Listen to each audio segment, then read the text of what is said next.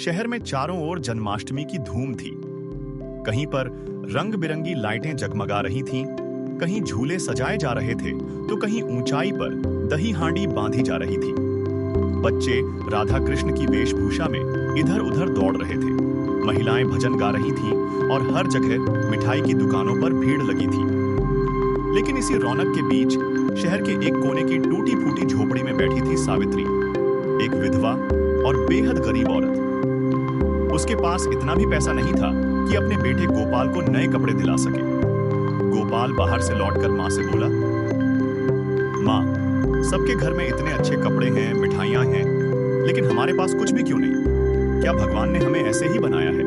क्या भगवान हमसे नाराज हैं? सावित्री ने अपने आंचल से बेटे का चेहरा पोंछते हुए कहा, नहीं बेटा, भगवान किसी से नाराज नहीं होते। हर किसी की जिंदगी में दुख और सुख आते हैं। आज मैं तुझे भगवान श्री कृष्ण की कहानी सुनाऊंगी, तब तुझे समझ आएगा कि दुख ही असली ताकत बनाते हैं। सावित्री ने कहानी शुरू की। गोपाल, भगवान कृष्ण का जन्म कैसा हुआ था, यह जानता है? नहीं, मंदिरों में जो चमक दमक देखता है वैसा नहीं।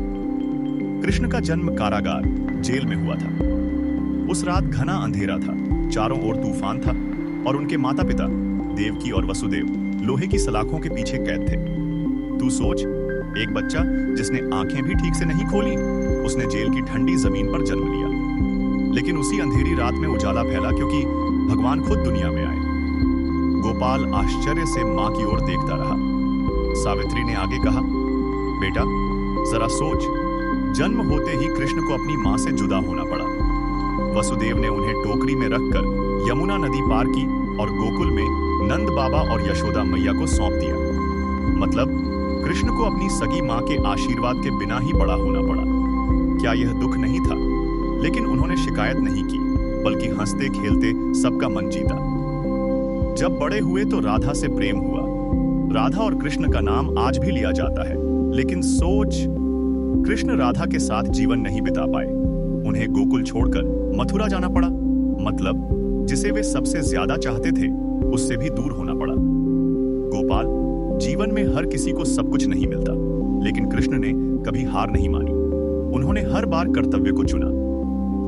कृष्ण ने मथुरा जाकर अपने मामा कंस का वध किया, वो कंस जो अपनी बहन देवकी के बच्चों को मारता रहा। अब तू सोच, एक बच्चा अपने ही परिवार के खिलाफ खड़ा हुआ। क्या यह आसान था? नहीं बेटा, लेकिन धर्म और न्याय के लिए यह करना पड़ा। गोपाल चुपचाप सुनता रहा, उसकी आंखें भर आईं। सबसे बड़ा दुख तब आया जब महाभारत हुआ। कृष्ण को एक ही परिवार के लोगों को आमने सामने लड़ते देखना पड़ा। कौरव और पांडव दोनों उनके रिश्तेदार थे, लेकिन धर्म बचाने के लिए उन्हें अर्जुन के सारथी बनकर अपनों के खिलाफ खड़ा होना पड़ा।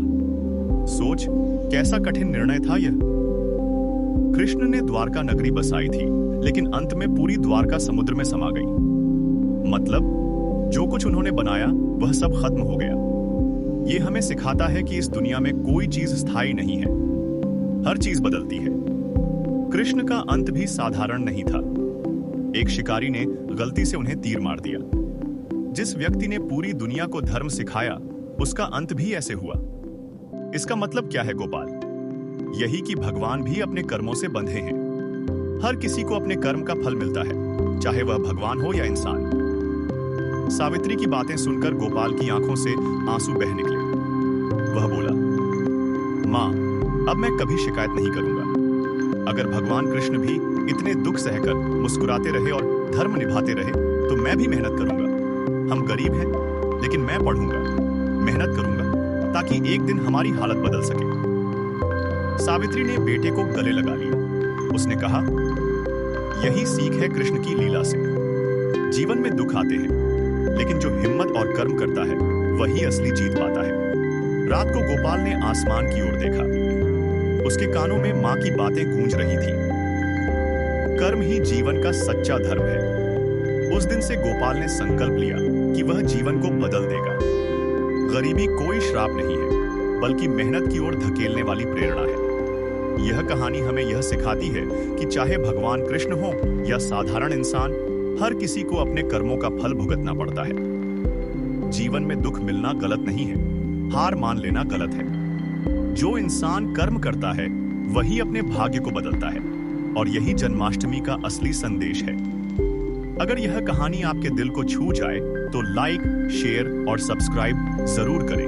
कमेंट में लिखें, जय श्री कृष्ण।